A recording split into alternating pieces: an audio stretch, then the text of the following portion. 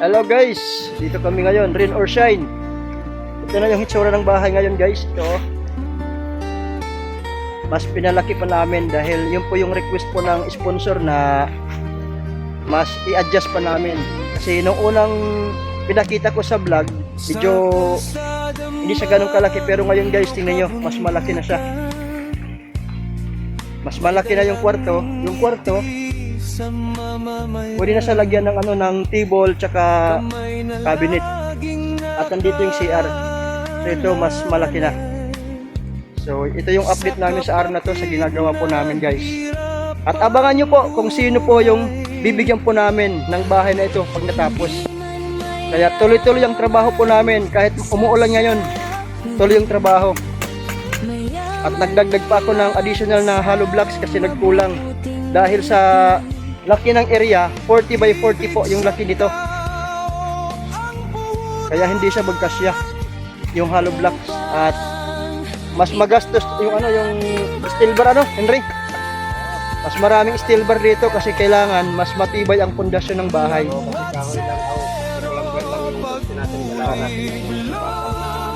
Maraming bakal.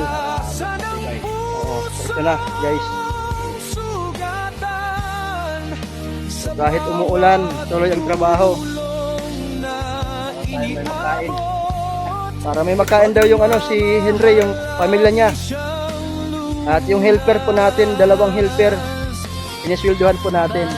At pag nag-flooring kami dito, kailangan namin mag-additional ng helper para mabilis yung pag-flooring kasi hindi siya pwede ng pahinto-hinto yung flooring kasi abibiyak yung yung flooring.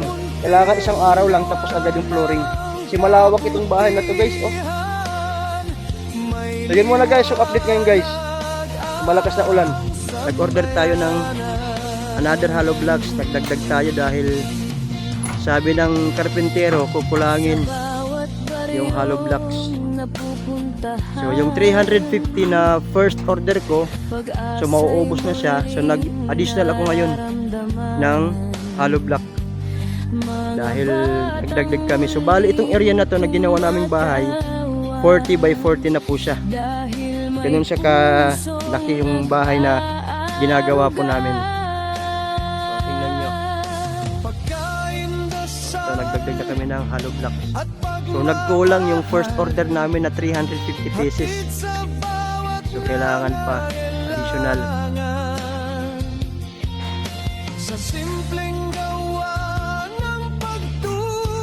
So rain or shine yung trabaho.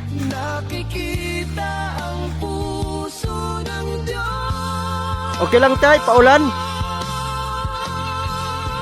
Walang silungan. Yan na guys, yung itsura ng bahay. Malaki na yung kwarto. At yung magiging kwarto, yung tatlo, pwede na siya lagyan ng cabinet. Pwede na siya lagyan ng cabinet, lagyan ng table at saka upuan. So in-adjust namin, mas malaki na yung kwarto. At yung CR medyo malaki kasi lalagyan natin ng shower.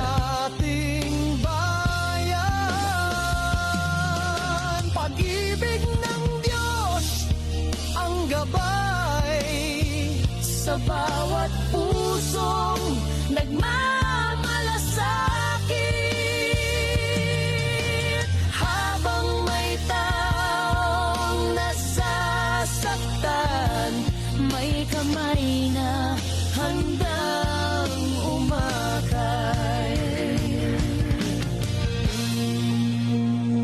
Lakuatsero, pagpuliglog, tinig ng awat, pagmamahal,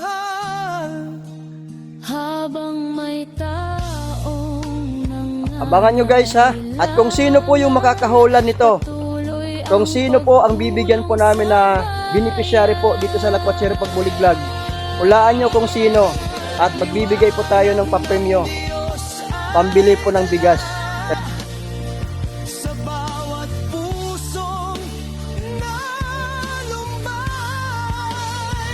sa bayanihan at pananampalataya, pag-asa'y muling nabubuhay.